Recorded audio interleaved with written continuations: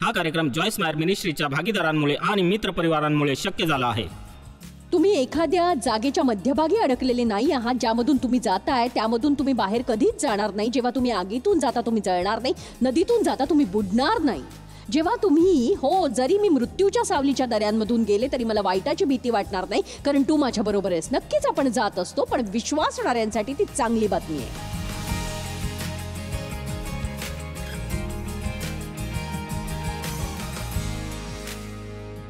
आता थोड्याशा वास्तविकता बघूया. पहिली वास्तविकता, कोणीही आणि कधीही परिपूर्ण नसतं.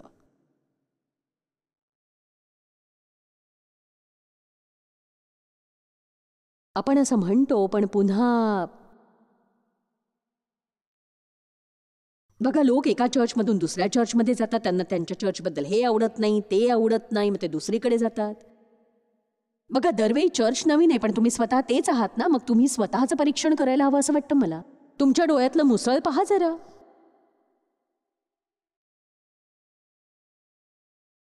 ही एक सत्य कथा. एक स्त्री 7व्यांदा लग्न करत होती आणि ती त्यांच्याकडे गेली आणि म्हणाली की फादर, मला तुम्ही प्रार्थना करावी असं वाटतं, कारण या माणसाने तरी मला निदान व्यवस्थित वागवावं. तर ते म्हणाले की तू 7 वेळा लग्न केलंयस, तू कदाचित विचार करायला हवास, कारण या 7 लग्नांमध्ये तूच समान धागा आहेस, नाही का? ओ हो, मी संदेश देत असते तेव्हा मजा करायलाही आवडते मला.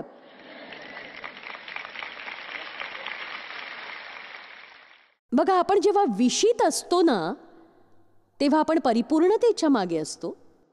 थोडं मोठं झाल्यावर लक्षात येतं की ही फक्त एक कल्पना आहे. आणि तुम्ही सामोरे जाता या वास्तविकतेला की आयुष्य हे परिपूर्ण नसतं.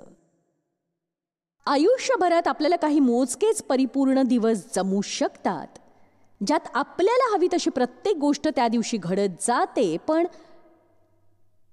जर तुम्ही लिहून काढायचं ठरवलं, म्हणजे 2-3 दिवसात घडलेल्या काही गोष्टी तुम्ही नुसत्या लिहून काढल्या, नेल शॉपला भेट द्यायचं असं मी ठरवलं, तुम्ही ठरवता, कारण गोष्टी तुम्ही एखाद्या विशिष्ट वेळेला करू शकता. बघा, न चुकता मी त्या नेल शॉपला समजा गेले आणि दुसऱ्याच कुणाला तरी ते आत घेतात. मी तिथे जायच्या आत त्यांचा आटपेल असं त्यांना वाटतं आणि मी 10-15 मिनिटं वाट पाहते. अशा गोष्टी आपल्याला वैताग आणतात आणि आपल्याला ते पटत नाही. पण त्यासाठी प्रार्थना तर करूच शकतो ना आपण. विजय मिळवा त्यावर. माझं विमान उशिरा पोहोचत होतं आणि स्वयंपाकघरातील सिंक साचलं. भरपूर पैसे खर्च करून आम्ही एक जनरेटर आमच्या घरी घेतला, तो कधीच नीट चालला नाही. जेव्हापासून आम्ही तो घेतलाय तेव्हापासून, म्हणजे 13 वर्षापासून तो नीट चाललेला नाही. आणि तो तिथे बसतो तेव्हा वीज जाते आणि त्याचा काहीही उपयोग नसतो. तेव्हा तो खूप छान दिसतो आणि आम्ही नुकतीच त्याची दुरुस्ती करून घेतली आणि ते म्हणतात मदरबोर्ड बिघडलाय, हे बिघडलंय, ते बिघडलंय. मग आम्ही ते दुरुस्त करतो. पहिल्यांदा जेव्हा मी इथे येणार होते तेव्हा ते चाललं नाही. मागच्या आठवड्यातली चाचणी मी नाही उत्तीर्ण झाले आणि मी ते चालूच ठेवलं. 45 मिनिटं आरडाओरडा करत राहिले. मी दमले. ते बदललं नाही, ते दुरुस्त झालं नाही. तरीही मला एका दुरुस्ती करणाऱ्याला बोलवावंच लागलं आणि ते दुरुस्त करून घ्यावं लागलं. ठीक आहे, आता बघूया जरा वेगळी परिस्थिती.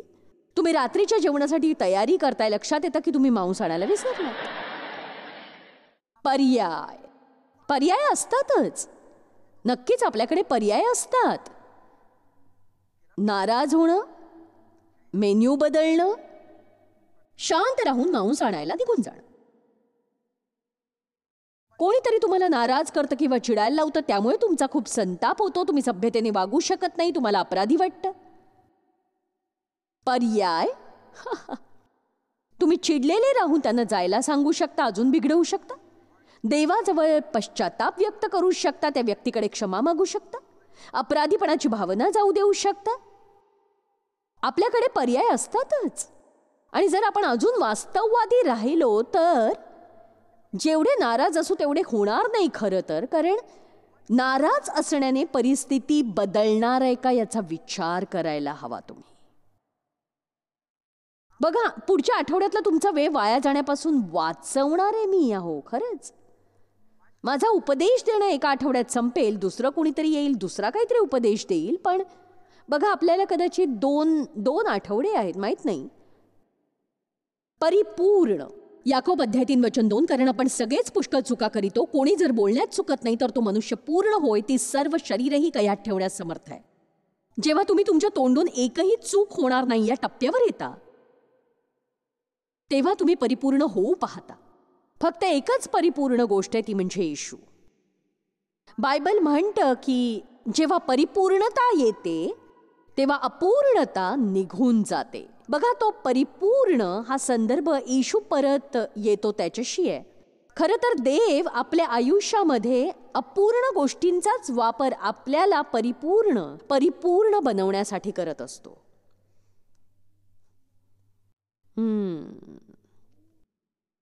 देव आपल्या आयुष्यात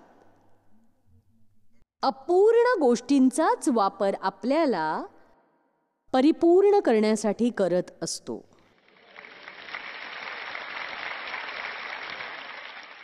संतापी लोकांवर प्रेम कसं करावं हे कसं शिकाल? त्यांच्याबरोबर चांगलं वागून. परीक्षांच्या काळात तुम्ही अविचल कसे राहाल? परीक्षा देऊन. तुम्हाला संयम कसा मिळेल? चला आता, मला येशू बद्दलची ही शास्त्रवचनं प्रिय आहेत. त्यात म्हटलंय, आपला महायाजक म्हणून त्याच्या सेवा कार्यासाठी तो सुसज्ज आणि तयार होता. गोष्टीमुळे त्याने सोसलं, त्यातून तो गेला, त्याने अनुभवलं. एखाद्या गोष्टीतून एखादा जात असताना कोणीही त्याला मदत करू शकत नाही. चला आता, मी म्हटलं, एखाद्या गोष्टीतून एखादा जात असताना कोणीही त्याला मदत करू शकत नाही.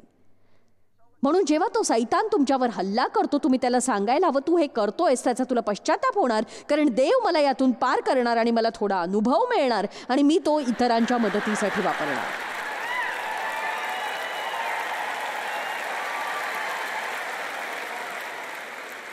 असो, आता आपण दुसऱ्या मुद्द्यावर जाऊया. तुम्ही सगळ्यांनाच सतत आनंदी ठेवू शकत नाही. मी या नावाने एक पुस्तकच लिहिणार आहे. तुम्ही सगळ्यांना सतत खुश ठेवू शकत नाही. लोकांना आनंदी करणारे तुम्ही सगळ्यांनाच आनंदी का नाही ठेवू शकत? कारण प्रत्येकाला तुमच्याकडून काही वेगळं हवंय. म्हणून तुम्ही हे व्हायचा, ते व्हायचा, तसं व्हायचा, असं व्हायचा, स्वतःला हरवेपर्यंत प्रयत्न करत राहता आणि शेवटी लक्षात येतं तुम्ही तुमच्या आयुष्याचा आनंद अजिबात लुटत नाही आहात. आणि असं करता करता बऱ्याचदा आपण आपल्यासाठीच गमावतो, कारण आपण देवाला प्रसन्न तर करतच नाही, कारण आपण लोकांना आनंदी करण्याच्या प्रयत्नात मग्न असतो. आणि जर तुम्हाला खरंच देवाला तुम्ही जे व्हायला हवे आहात ते व्हायचंय, तर तुम्हाला नाकारलं जाणं याची पर्वा न करणं हे शिकावं लागेल. मला असं नाही म्हणायचं ते लागत नाही, पण तुम्ही इतकीही पर्वा करू शकत नाही की तुम्हाला तुमचा निर्णयच बदलावा लागेल. गलतीकरांचे 1:10 पौल म्हणाला, मी आता मनुष्याची की देवाची मनधरणी करावयास पाहत आहे. मी मनुष्यांना संतुष्ट करावयास पाहत आहे काय? आणि मला हे आवडतं, मी अजूनपर्यंत मनुष्यांना संतुष्ट करीत राहिलो असतो तर मी ख्रिस्ताचा दास नसतो. तो म्हणाला, जर तो लोकांना खुश करायला लागला असता तर तो कधीच प्रेषित झाला नसता. आणि मी माझ्या जीवनाकडे वळून बघू शकते, मला खात्री आहे बरेच जण बघत असतील. एक समर्पित ख्रिस्ती होण्यासाठी तुमची ठाम राहण्याची भूमिका असायला हवी. कदाचित तुमच्या जीवनातल्या जवळच्या लोकांनी तुम्हाला नाकारलं, तुम्हाला देवाजवळ जायचं आणि त्यांना जायचं नाही. म्हणून जेव्हा मी जे करते ते करण्यासाठी देवाने मला पाचारण केलं. सुरुवातीला माझ्यासाठी कोणी नव्हतं. सुरुवातीला म्हणजे अगदी देवला सुद्धा ते आवडलं नव्हतं. म्हणजे बघा, देवाने पटकन त्याला सांभाळलं आणि काहीच आठवड्यांनी तो ऑन बोर्ड आला. आणि एक सांगू, त्यानंतर आमचं चांगलं आहे. पण बघा, देव हा एक शहाणा माणूस आहे आणि देवाने मुळातच त्याला सांगितलं होतं, मी तिला हे करण्यासाठी बोलावलंय. जर तुला मी जे करायला सांगतोय ते तू केलंस तर तुला नेहमीच आनंद मिळेल. जर तिने तिला मी जे सांगतोय ते केलं तर तिला नेहमीच आनंद मिळेल. मी तुला जे करायला सांगितलं नाही ते तू केलंस तर तुला आनंद मिळणार नाही. आणि खरं तर महत्वाच्या कारणांपैकी एक, दीर्घकाळ आमचं सेवा कार्य चालू आहे ते फक्त माझ्या संवाद कौशल्यामुळे नाही, तर त्याने मला पुरेसा शांत नवरा दिलाय जो मला माझ्यासारखं राहू देतोय म्हणून.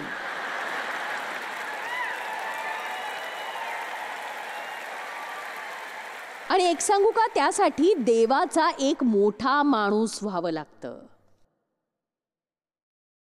योहान अध्याय 12 वचन 42 आणि 43. असे असूनही अधिकाऱ्यांतून देखील पुष्कळ जणांनी त्याच्यावर विश्वास ठेवला, परंतु आपण सभा बहिष्कृत होऊ नये म्हणून परुषांमुळे ते तसे कबूल करीत नव्हते. किती दुःखद आहे. एक सांगू, येशू खरं तर क्रांतिकारक होता आणि जेव्हा तो बरोबर आला, ज्या गोष्टी तो म्हणत होता आणि उपदेश करत होता त्या जुन्या धार्मिक जगाशी जुळत नव्हत्या. तो परंपरेच्या बाहेरचा होता. लोकांना अजिबात न आवडणाऱ्या गोष्टी तो सांगायचा. त्याचा उपदेश ऐकून लोक स्वतःच्याच नजरेत दोषी ठरले. आणि इथंच ते म्हणतं की जरी बरेच जण त्याच्यावर विश्वास ठेवत होते, ते कबूल करणारे नव्हते. धाडसाने समोर येऊन मित्र गमवायच्या भीतीने ते कबूल करणारे नव्हते.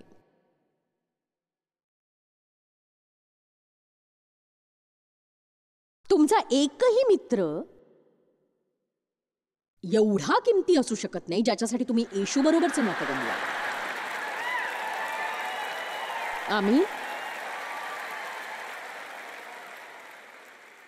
लूक अध्याय 10 मध्ये येशूने त्याच्या शिष्यांना सेवेसाठी पाठवलं. तो म्हणाला की कोणत्याही नगरात तुम्ही गेला आणि त्यांनी तुमचे स्वागत केले तर ते जे तुम्हास वाढतील ते खा, त्यात जे दुखणाईत असतील त्यांना बरे करा व त्यांना सांगा की देवाचे राज्य तुमच्या जवळ आले आहे. तुम्ही कोणत्याही गावात गेला आणि त्यांनी तुमचे स्वागत केले नाही तर तेथील रस्त्यावर बाहेर जाऊन असे म्हणा, आमच्या पायास लागलेली तुमच्या गावची धूळ देखील तुमची तुम्हास झाडून टाकतो.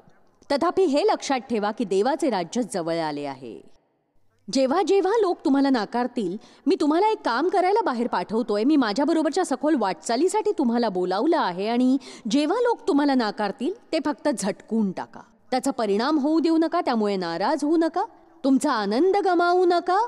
फक्त झटकून टाका. कारण तुम्ही सगळ्यांना सततच खुश ठेवू शकत नाही. ख्रिस्तावर विश्वास ठेवण्यासाठी पुरेसा आत्मविश्वास बाळगा. तुम्हाला जर माझा मित्र व्हायचं नसेल तो तुमचा तोटा आहे, माझा नाही. आमेन. आपल्याला माणसाला नाही तर देवाला आनंदी करायचं. मला एक स्त्री आठवतीये. मला एका रेस्टॉरंटमध्ये भेटली होती आणि असा खाली जिना उतरून आम्हाला जावं लागलं होतं. आणि जेव्हा आम्ही खाली गेलो तिथे आम्ही रिझर्व केलेलं टेबल आम्हाला मिळावं म्हणून वाट पाहत थांबलो होतो. आणि एका स्त्रीने मला टेलिव्हिजनमुळे ओळखलं होतं आणि ती पुढे येऊन माझ्याशी बोलायला लागली. आणि मग मीही तिच्याशी बोलायला लागले आणि तिचं नाव विचारलं. तुम्हाला भेटून आनंद झाला वगैरे. मधल्या वेळेत ती वेट्रेस आली आणि म्हणाली की तुमचं टेबल आता तयार झालंय. म्हणून मी म्हटलं तुम्हाला भेटून आनंद झाला असंच काहीतरी. आणि दुसऱ्या दिवशी तिने माझ्या कार्यालयात फोन केला चिडून. आणि ती म्हणाली, तू म्हणतेस तुला लोक आवडतात आणि तू माझ्याबरोबर काही वेळ घालवशील अशी अपेक्षा होती माझी काल, पण तू खूप उद्धट वाटलीस मला आणि मला ते आवडलं नाही. बघा, तिची अपेक्षा होती की मी तिच्याशी बोलावं, पण माझं टेबल मला मिळाल्यावर मी माझं जेवण करू नये अशी अपेक्षा होती तिची. आणि बघा, बऱ्याचदा हेच घडतं. जेव्हा लोक तुमच्यावर चिडतात, तुमच्या आयुष्यावर ते हक्क गाजवायला लागतात, ते खरं तर तुमचा विचारच करत नसतात. ते तुमच्यावर चिडतात कारण जे त्यांना हवंय ते तुम्ही देत नसता म्हणून. आणि तुमचं काय होतं याची त्यांना पर्वाच नसते. आम्ही बघा, म्हणजे सगळ्यांनाच आपण आवडायला हवे असतो, तो मानवी स्वभाव आहे. तुम्हाला लोकांनी तुमच्यावर प्रेम करायला आणि तुम्ही आवडायला हवं असतं, पण ही अवाजवी अपेक्षा असते. आणि जोवर ती तुम्ही करताय तुम्ही नाखुश राहणारच आहात. आपण अपेक्षा करतो की लोकांनी आपल्याला समजून घ्यावं आणि ते सगळेच तुम्हाला नाही समजून घेत. वास्तविकता क्रमांक 3, जगात तुम्हाला दुःख हे होणारच आहे. हे म्हणजे देवाकडून एका वचनासारखं आहे. द्या म्हणजे तुम्हाला दिले जाईल, चांगले माप दाबून हलवून व शीक भरून तुमच्या पदरी घालतील. आपण यासाठी आनंदी होतो, तरी प्रत्येक जण यासाठी शांत होतो.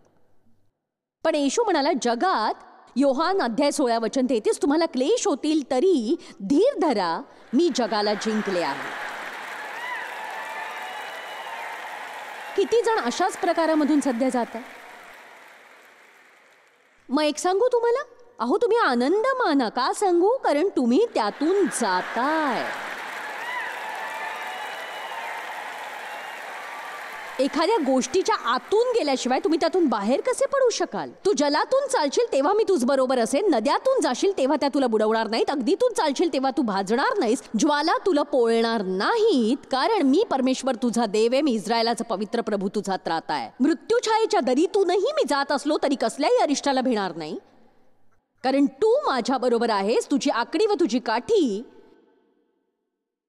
मला धीर देतात. तुम्ही दुसऱ्या बाजूला पोहोचणार आहात. त्या शिष्यांसारखं विस्तारित बायबलमध्ये मार्कमध्ये अध्याय 4 येशू त्याच्या शिष्यांना म्हणाला की चला आपण दुसऱ्या बाजूला जाऊया. मला हे आवडतं, चला आपण दुसऱ्या बाजूला जाऊया. खरं म्हणजे पहिला ध्वनिमुद्रित संदेश त्यावेळेचा कॅसेट टेपवरचा या वचनांवरच आधारित आहे. चला आपण दुसऱ्या बाजूला जाऊ. येशू म्हणाल्यानंतरची लगेच घडणारी गोष्ट, चला आपण दुसऱ्या बाजूला जाऊ. मोठं असं चक्रीवादळ आलं आणि ते येशूला शोधू शकले नाहीत, कारण तो झोपी गेला होता. प्रत्येक वादळ अंदाजातलं नसतं. तुम्हाला ते आवडत नाही का? जेव्हा तुम्हाला वाटतं तुम्ही कुठेतरी चाललात, तुम्हाला वाटतं तुम्ही देवाची आज्ञा पाळताय, तुम्ही निघता, अचानक मोठ्या वादळात अडकता, तुम्हाला येशू कुठेच सापडत नाही. तो उठला होता, त्याने वादळाला शांत केलं होतं. मग त्याने शिष्यांना पुरेसा विश्वास नसण्याबद्दल, घाबरण्याबद्दल फटकारलं आणि मग नंतरचं वचन म्हणतं आणि ते दुसऱ्या बाजूवर आले. मला हे प्रिय आहे. चला आपण जाऊ त्यातून पार. प्रत्येक वेळी तुम्ही कुठेतरी निघता, तुमच्या आयुष्यात तेच प्रगतीचं असणार आहे. तुम्ही मध्येच वादळात सापडणार आहात. मला माहिती आहे की ही चांगली बातमी नाहीये, मला माहिती आहे ते, पण खरं तर ती आहे. कारण जर आपण खरं आयुष्य सांभाळायला तयार झालो,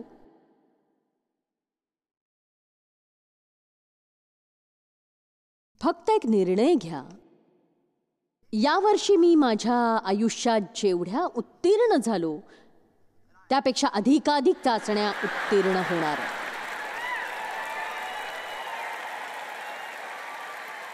तुम्ही पार होताय. वास्तविकता क्रमांक 4, आपण मृत्यू पावणार आहोत.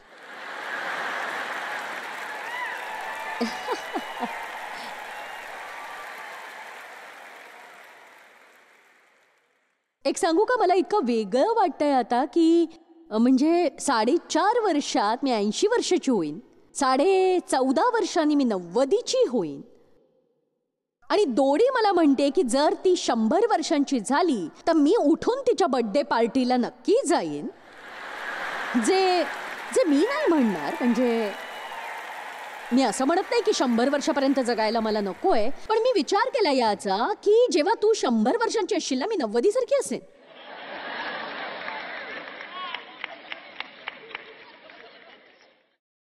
ती म्हणते की हो, मला पटलंय तुझं. हीच ती गोष्ट गेल्या काही वर्षांमध्ये गोष्टींकडे इतक्या वेगळ्या पद्धतीनं मी बघितलंय, कारण मला माहिती आहे की तो तितका काय होणार नाहीये आणि मी इतक्यात काही मरणार नाहीये. पण मी त्याच्या जवळ आता होते त्यापेक्षा खूप जवळ आहे. म्हणजे कधी कधी मला असं वाटतं की मी 75ची आहे. म्हणजे मला वाटतं खरंच. पण बायबल म्हणतं रोमकरास अध्याय 14 वचन 12 मध्ये, तर मग आपणातील प्रत्येक जण आपापल्या संबंधी देवाला हिशेब देईल. आज जे होत आहे त्यावरून तुम्ही कल्पना कराल का? आणि अधार्मिक गोष्टींच्या लोक अधिकारांसाठी लढतायत आणि जेव्हा ते निर्मात्यासमोर उभे राहतील तेव्हा त्यांना कसं वाटेल सांगा मला. मला ते शांत आणि गंभीर विचारांवर जायचं नाहीये, तर हे लक्षात घ्यायची गरज आहे की आपण करतो ते सगळं काही देव बघत असतो. आपण करतो ते सगळं काही. आपण जेव्हा चर्चमध्ये असतो तेव्हाच ख्रिस्ती व्यक्तीसारखं वागून चालत नाही, तर प्रत्येक ठिकाणी ते चालायला हवं. आणि विशेष करून बंद दरवाजाआड. तुम्ही खरंच कोण आहात जेव्हा वाटतं की कोणीच बघत नाहीये, तेव्हा तुम्ही कोण असता? तीच खरी मी आहे. मी कोण असते जेव्हा मला वाटतं की कोणीच मला बघत नाहीये. त्या छोट्या गोष्टी, प्रामाणिक व्यक्ती असणं, गोष्टी झाकल्या जातील, कुणालाच कळणार नाहीत, पण देवाला कळेल. योग्य आहे तेच करणं, केवळ ते योग्य आहे म्हणून. मी आज काही जणांना सांगितलंय, आम्ही कशाबद्दल तरी प्रामाणिकपणाबद्दल बोलत होतो आणि लोकांनी त्यांचा शब्द पाळणं आणि भेटीच्या ठिकाणी वेळेत हजर राहणं वगैरे, आणि मी म्हटलं मला आनंद आहे. हे माझं भाग्य आहे की अशा काळात मी जगते जेव्हा अशा गोष्टी सर्वसामान्य आहेत. आणि तुमच्यापैकी काही जण हे कळण्या इतपत नक्कीच मोठे आहात. म्हणजे तुम्ही तुमचा शब्द दिलात, तुम्ही तो पाळलात. तुमची भेट होती, तुम्ही तिथे होतात, तुम्ही कळवलं किंवा लोकांना कळवू दिलं, आणि तुमच्या म्हणण्यानुसार तुम्ही जे करणार होतात ते केलं. म्हणजे जे लोक तारले सुद्धा गेले नव्हते त्यांना आजच्या काही ख्रिस्तींपेक्षा जास्त नैतिकता होती. चला आता. आणि इथे सध्या आपल्यात ही समस्या आहे. आपल्याकडे एक संपूर्ण पिढी अशी आहे जिला सचोटी या शब्दाचा अर्थ माहीत नाहीये. कारण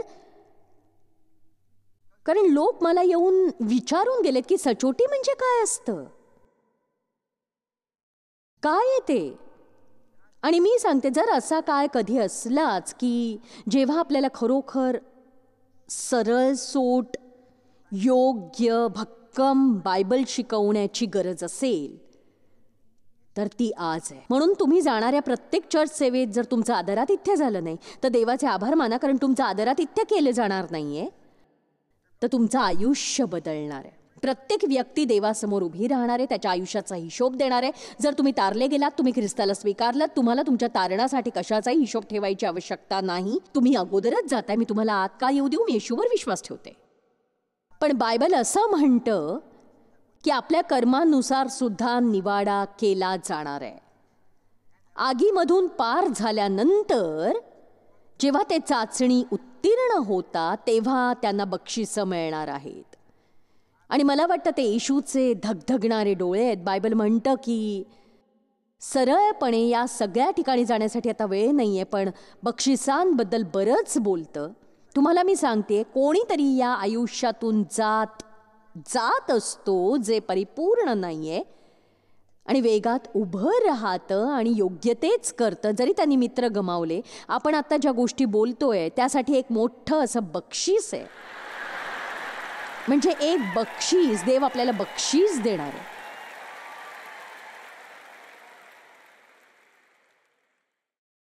आणि स्पष्टपणे जेव्हा मी स्वर्गात जाईन मला बालवाडीत अजूनही हसायचं नाहीये.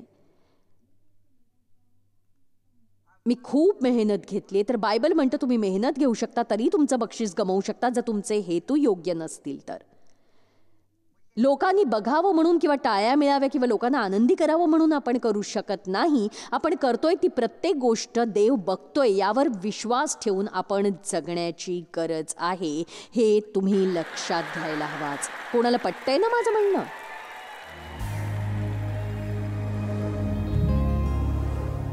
आयुष्यात तुम्हाला हवं तेच नेहमी घडेल असं नाही, पण तरीही तुम्ही आनंदी राहू शकता. फक्त तुमच्याकडे काय नाही यावर लक्ष केंद्रित करू नका, तर तुम्ही ख्रिस्तात कोण आहात ते ओळखा.